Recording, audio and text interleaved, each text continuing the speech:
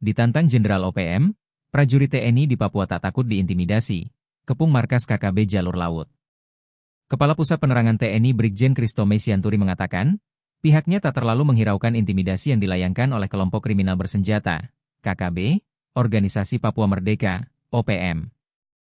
Bahkan, aparat TNI telah melakukan serangkaian taktik untuk melucuti wilayah kekuasaan OPM hingga terkepung. Tak pelak, tantangan OPM justru berbuntut serangan balik dari aparat TNI.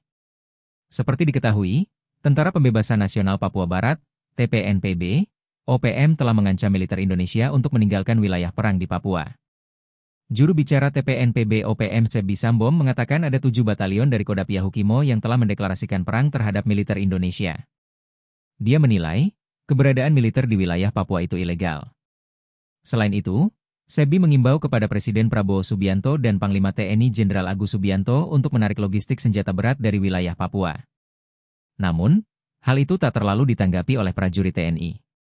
Brigjen Christomay Sianturi mengatakan bahwa pihaknya tak terlalu menghiraukan intimidasi OPM tersebut.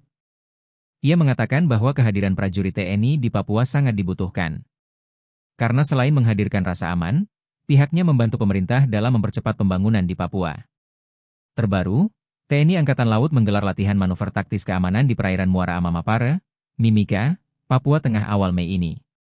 Latihan manuver taktis tersebut sebagai upaya preventif dalam kegiatan ilegal, mulai dari penyelundupan barang-barang terlarang hingga aktivitas ilegal lainnya. Tak pelak, latihan di perairan itu seolah mengepung aktivitas KKB OPM di perairan Mimika.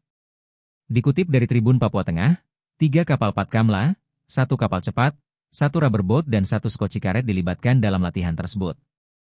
Dan Lanal Timika, Letkol Laut, P. Benedictus Heri Murwanto, misi ini bukan sekadar latihan rutin.